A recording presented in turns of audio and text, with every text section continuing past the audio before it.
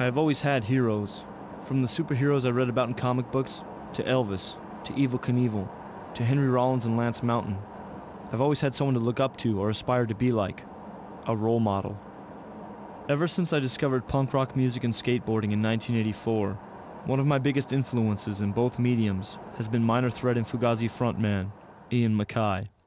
I was fortunate to meet Ian at his house in Washington, D.C., and to go into his home and be welcomed so warmly was amazing.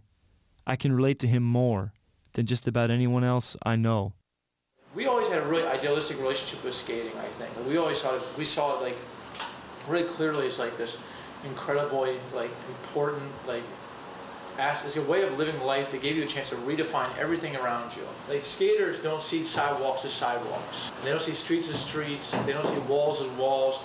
Everything has been redefined. Like the rest of the world, all the other people in the world who don't skate see it completely different. They see that that's a place you walk, or that's a curb, or that you step off the curb. But skaters, it's always about like the potential, the possibility of the terrain, and that's like it really, in a very weird way, it really like hooks up kids with the ability to redefine. Yeah. And if they can redefine that, then they can redefine anything. Talking about your idealistic look at skateboarding, I read your interview in Juice.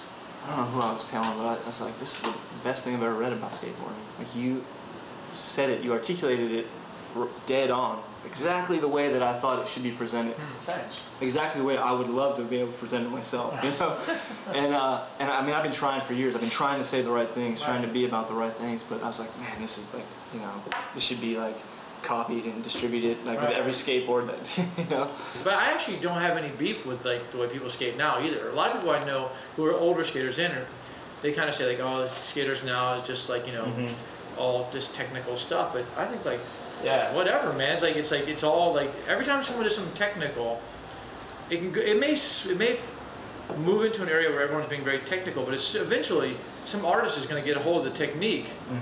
And the artists are going to take that back and apply it to something new. They're going to find something, and it's just going to happen over and over and over again. So I'm always psyched that there's just people doing anything, period. So.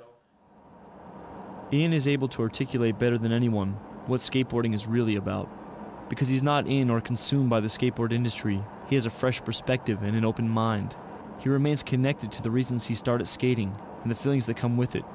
He talks about skating at its most fundamental and pure level.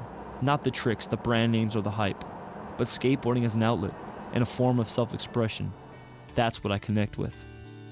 For me, skateboarding has always been that creative outlet, a physical and mental discipline, an art form. A skateboard is like a paintbrush to me, and my approach comes very natural. My skating comes from my heart, not my head. It is something I feel, not think. My skating is always about the moment, about feeling and expressing.